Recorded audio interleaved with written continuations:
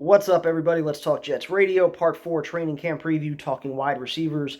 Position group that I'm pretty excited about, not without some questions, though. The excitement all starts at the top with Garrett Wilson, a guy that absolutely has that ability to be a top 10, if not top 5 wide receiver this year, now that he's got Aaron Rodgers throwing him the football. A guy that it's crazy to think what he was able to do as a rookie with the quarterback carousel that was going on, winning Offensive Rookie of the Year. His potential is absolutely through the roof. You hear Nathaniel Hackett talk about football IQ and intelligence and why that was a big reason Davante Adams excelled to the extent that he did. And I think Garrett Wilson is absolutely that kind of player, loves the game, film junkie, and he's just dedicated to his craft.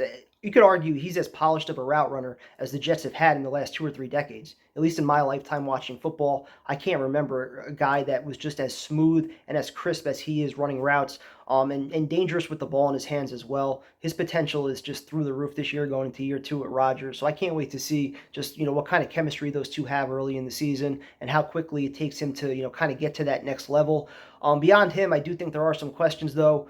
Corey Davis, Alan Lazard, I've said it a million times already. I think they're very similar receivers, big bodies, can stretch the field, willing blockers, solid blockers, but also, some questions catching the football, some health concerns and things like that. I think more likely than not, you have Wilson on one side, Davis and Lazard on the other. If combined, you can get 80, 90 catches, 8 to 10 touchdowns out of that, I would accept that. You probably have McCole Hardman, Randall Cobb working in the slot, rotating there.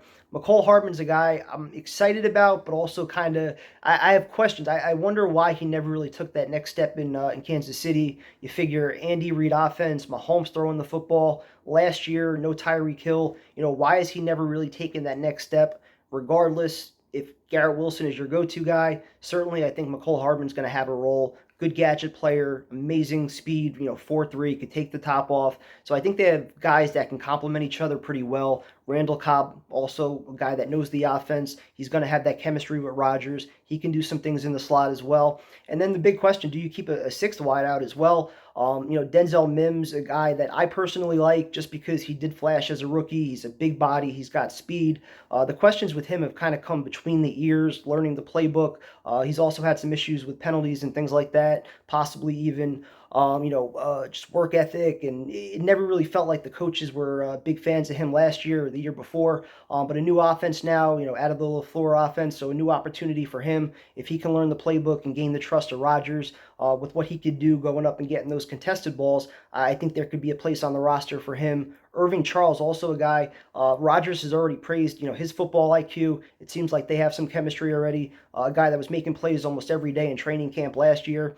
And then an undrafted free agent to watch, Jason Brownlee, somebody that was seemingly making plays almost every day in OTAs. You wonder if any of those three guys can possibly fill a role on special teams. And if they do, that could be an opportunity to keep six. So we'll see what happens. But I'm still intrigued. What kind of Corey Davis do we get? And are there opportunities to potentially upgrade as we get closer to the season? I don't think it's going to be, DeAndre Hopkins or anybody like that. If Davante Adams becomes available, though, I keep saying it, it's going to happen eventually. Probably not anytime soon. But if it does happen, he's going to be a Jet. So just be ready for that.